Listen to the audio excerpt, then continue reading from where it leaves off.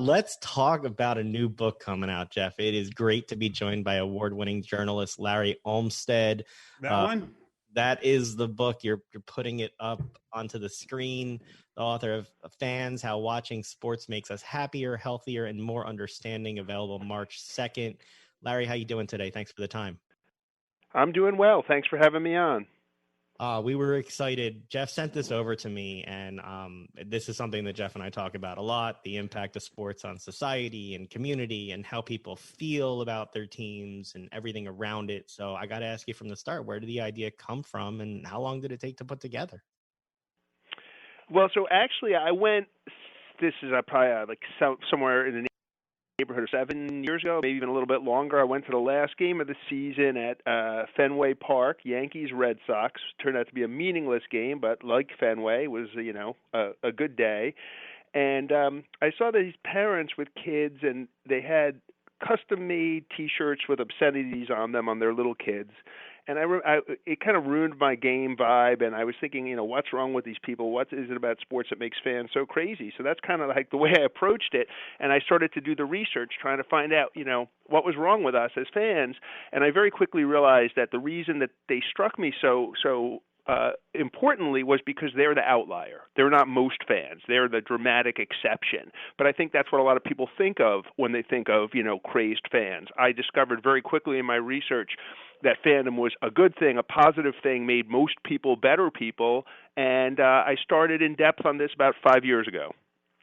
One of the things that I learned from your book is it's not that simple. It's not as simple as fans are good, fans are bad. I mean, like one of the things that you talk about in the book is that being a fan actually helps. It lessens discrimination. It increases tolerance. And what do you attribute that to? Well, what a lot of psychologists who study fandom have found is that, sports fandom is very important, akin to religion and sort of the pantheon of beliefs. And people who are serious fans internalize their relationship to the team, where the team literally becomes part of them. So then if you have an instance like with the Brooklyn Dodgers bringing Jackie Robinson on board, and say you don't agree with that decision, your choice is to stop liking the Brooklyn Dodgers, which are part of you, or accept it and retain the Brooklyn Dodgers. And for most people, that relationship to their team is so important that it supersedes other behold, which can lead to a lot of self-improvement. And it's not an immediate thing where, oh yeah, I love the team, so I'm no longer racist, but it's a path to change. Yeah, but at the same time, the flip side of that coin is you also talk about the us versus them mentality, and how being part of a tribe, while it may be good, also there's a downside to it. And so what did you learn about the us versus them mentality, and really what can we do about that? Well, I mean, yeah, that's the one thing that kind of the big negative that kept standing out for me is when, you talk any kind of a rivalry. I mentioned like Yankees, Red Sox, right? I live in New England, so people will say, oh, I hate the Yankees. I hate Yankee fans. And they don't know them. To me, to just be able to say, oh, I hate people because they like a team is not a good thing. So that tribalism you mentioned, that's what always bothered me. And the good news on that front is that is changing very quickly. Changing because of fantasy sports, which are, a relatively new invention, but, growing super fast. I think at the time I sent the book to press, there's about 60 million people in the U.S. and Canada participating regularly, and it keeps growing. And that has, people have to draft people from the teams that they don't like if they want to do well. And the NFL Red Zone Network is a result of that, and it makes people just more supportive of players on other teams, which in turn reduces that tribal mentality. The book talks about how sports acts as a cultural currency, a source of healing. And I remember after September 11th, when they started playing those games again, in the book, you go through the Las Vegas Golf season after the 2017 shooting and how that helped the community. Can you talk about how sports can serve as an opportunity for healing? Absolutely. I mean, I cover a lot of ground in the book, which is probably my single personal favorite part of the book and what I learned. And it's been going on forever. I mean, the Greeks, used to use the Olympics to stop a never-ending cycle of city-state war. A little window of peace in ongoing war. And ever since then, I mentioned that FDR urged baseball not to stop playing after Pearl Harbor, so that the people would have something to distract them from the terror. And we saw after 9/11, after the Boston Marathon bombing. But the Las Vegas example in particular really resonates to me because I spent a lot of time in Las Vegas over the years as a journalist, and I went out there and I interviewed people who had been shot at, and over to hear them tell me how the Golden Knights basically, saved them, their psyche. I talked to one woman who was, so traumatized after the shooting that she wouldn't leave her house. And then friends, the Golden Knights, it was their debut season. They only started playing about 10 days after the massacre. The games were immediately popular, and people kept inviting her. And finally, she went, and it was the first time she left her house, and not only left her house, but went into a crowded situation on the Strip, just very similar to what, had caused her trauma, and fell so in love, had never been to a hockey game, that she went to 50 more that season. And she was, tearing when she told me this, and you can't overlook that impact. Well, not only that, the other impact that you talk about in the book, which is kind of central to kind of what we do here, is we talk about how athletes and teams go out in the community and do good work. And you talk in your book about how sports-related wishes are the second most requested Make-A-Wish asked from patients. And that's 74% of parents saying that the granting of a wish marked a turning point in their child's response to treatment. What did you learn about athletes as you researched this book, and about how they operate off the court and off the field? Yeah, I mean, these days, it's changed a lot with the advent of social media, but pretty much every prominent athlete has a charity or a cause these days. It's almost, I talked to some NFL teams, and they said when they signing, rookies in the first round who, like, one of the first things they do is say, hey, I need help setting up a charity.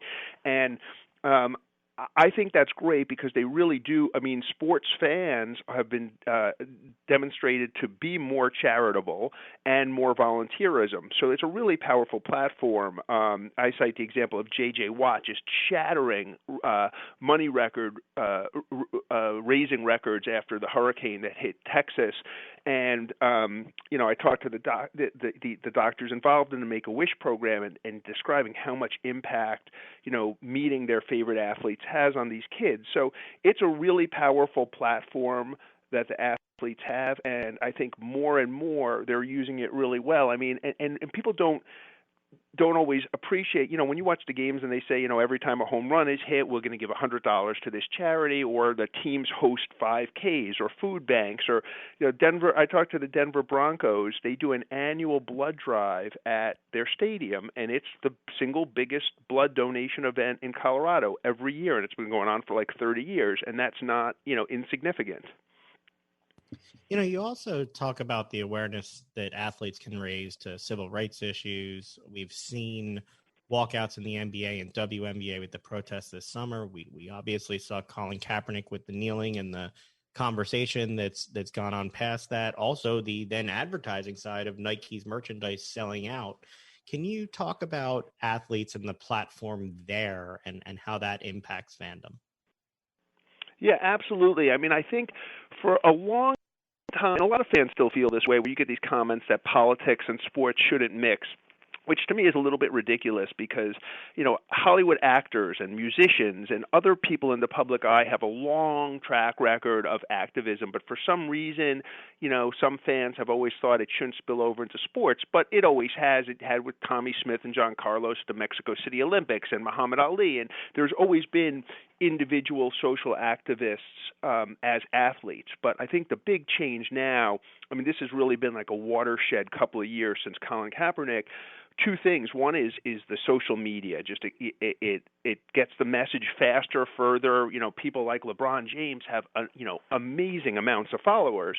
But secondly, what we've seen now that really has changed the paradigm is the teams and the leagues themselves getting involved. They always kind of buried their heads in the sand, and now you have the on-uniform, on-field messaging. The NFL, I think it's $250 million to to fight systemic racism, and across all all of these sports, you had Major League Baseball walking out, game cancellations. I think the players have just become much more aware of the impact they can have, and I think ultimately, as it played out during the civil rights era and it played out during the women's rights era, this is going to be a chance for sports fans to move the needle on our democratic society. Larry, again, the book is called Fans, How Watching Sports Makes Us Happier, Healthier, and More Understanding. Larry, of all the things that you learned in researching and writing this book, what's the biggest takeaway for you? I mean, I was really put off by the stereotype sports fans get in TV and movies. I did a pretty deep dive analysis, and it's universally negative. And that's not the case. Sports fans are you and me and your next door neighbor. They're most people in America.